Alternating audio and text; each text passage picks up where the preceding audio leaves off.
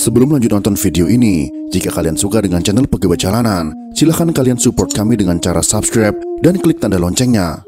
Silahkan gunakan headset Anda untuk mendapatkan kualitas suara yang jernih. Selamat menonton.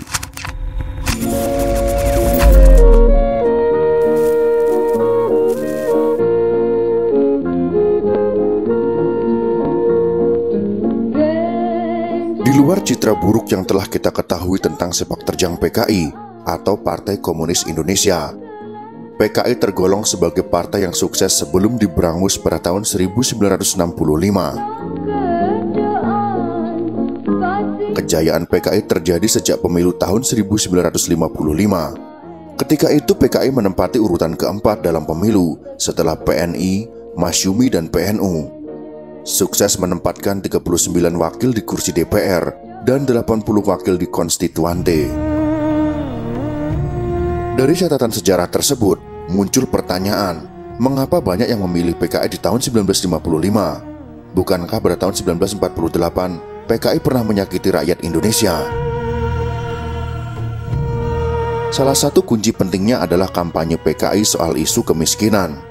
Meski PKI dibenci setengah hidup oleh kelompok-kelompok politik mayoritas di Indonesia, tapi jurus jualan kemiskinannya diamalkan dengan baik sampai saat ini.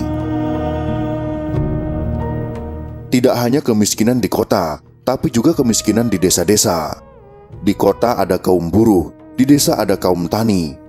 Karena kemiskinan mereka, dua golongan itu potensial jadi pemilih PKI dalam pemilu. PKI sendiri punya lambang palu dan arit. Palu mempresentasikan kaum buruh, sedangkan arit mewakili kaum petani. Menurut Jafar Suryo Menggolo dalam Politik Perburuhan Era Demokrasi Liberal 1950-an, tahun 2015, dengan mengutip Everett Hawkins di artikel Labor in Developing Economics tahun 1962, kaum buruh adalah golongan miskin di Jakarta, upah mereka sangatlah rendah. Sementara itu pada tahun 1953 terjadi kenaikan harga bahan pokok. Tidak heran jika pada era 1950-an tunjangan hari raya atau THR sudah mulai diperjuangkan kaum buruh. Ada dua cara atau metode PKI dalam mencari suara. Dalam video kali ini, mari kita simak pembahasannya.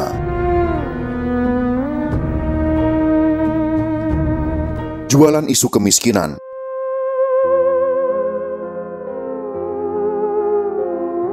Soal desa Hasim Adnan dalam tulisannya membungkam deru bising drum band di bumi Parahyangan yang dimuat dalam buku Sisi Senyap Politik Bising tahun 2007 menyebut, biasanya PKI hanya akan berkembang di kawasan pedesaan yang mengalami kemiskinan endemik, halaman 44. Subang dan Indramayu misalnya adalah daerah miskin yang diincar PKI.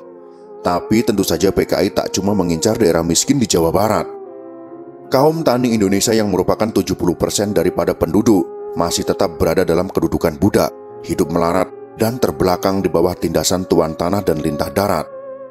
Kata Ahmad alias Dipa Nusantara Aidit, Ketua CCPKI, dalam pidatonya yang berjudul Jalan ke Demokrasi Rakyat Indonesia.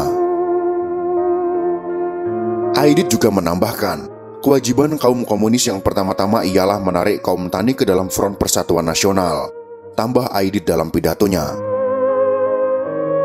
Lebih lanjut, Aidit menjelaskan bahwa kaum komunis harus mengikis sumber-sumber penderitaan petani.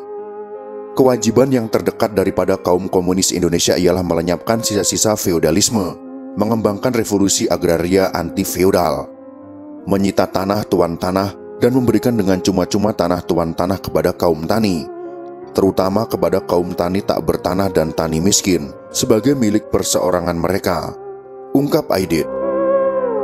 Dari sini terlihat PKI hendak melakukan bagi-bagi tanah kepada para petani di desa-desa. Harap diingat, tidak semua petani punya sawah. Banyak juga yang jadi petani penggarap bagi lahan-lahan petani kaya atau tuan tanah. Sudah pasti kemiskinan semacam ini adalah lahan basah bagi PKI. Langkah pertama dalam pekerjaan di kalangan kaum tani ialah membantu perjuangan mereka untuk kebutuhan sehari-hari, untuk mendapatkan tuntutan bagi kaum tani, seru Aidit dalam pidatonya. Seperti dicatat oleh Satrio Priyo Utomo dalam buku Aidit, Marxisme, Leninisme, dan Revolusi Indonesia tahun 2016 halaman 119. Ada jargon, tanah untuk kaum tani, dari Barisan Tani Indonesia atau BTI dalam Kongres Nasional 5 tahun 1954. Semua tahu BTI terkait dengan PKI. Aidit tak lupa memberi patokan. Menurutnya selama belum banyak kaum tani terutama yang miskin dan tak bertanah masuk ke partai dan jadi kader partai, maka itu artinya PKI belum bekerja sungguh-sungguh. Tak hanya di tahun 1955, pada tahun 1965, PKI juga konsisten dengan isu kemiskinan meski tak ada rencana pemilu di periode itu. Mereka gemar mengulang program partai yang dirumuskan pada tahun 1955. Semua tanah yang dimiliki oleh tuan-tuan tanah asing maupun tuan-tuan tanah Indonesia harus disita tanpa penggantian kerugian. Kepada kaum tani, pertama-tama kepada kaum tani tak bertanah dan kaum tani miskin, diberikan dan dibagikan tanah dengan cuma-cuma. Demikian salah satu program PKI pada tahun 1965. Tentu saja tak semua orang setuju dengan ide PKI yang tak pernah terwujud ini, tetapi gagasan merangkul orang susah dan orang miskin masih ditetapkan hingga saat ini. Kampanye anti-asing.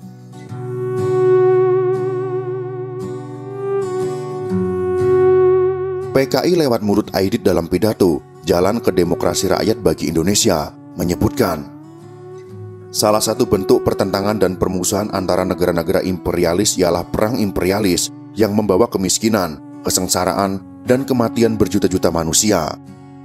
Negara imperialis era tahun 1950-an yang dianggap mengganggu bagi PKI adalah Amerika Serikat.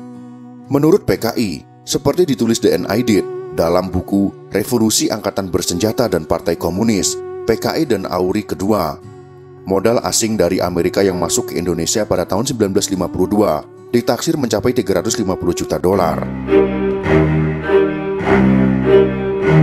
PKI sendiri alergi pada perusahaan Amerika yang beroperasi di Indonesia, seperti Shell, Stanvac, dan Caltex. Bagi PKI, itu adalah bentuk neokolonialisme Amerika di bidang ekonomi. PKI rupanya juga ingin terlihat anti-asing di masa itu. Semangat anti-asing dan menuduh pihak asing sebagai salah satu biang kerok masalah ekonomi masih terpelihara dan masih lumayan untuk jadi isu politik hingga saat ini. Seperti umumnya partai jelang pemilu, PKI juga memberi janji-janji manis. Ideologi bukan jaminan utama kemenangan dalam pemilu. Lewat koran andalannya, yaitu Harian Rakyat, yang terbit pada tanggal 28 September tahun 1955, sehari sebelum pemilu DPR pada tanggal 29 September tahun 1955. PKI melempar banyak janji. Tak tanggung-tanggung, PKI memaparkan 19 janji.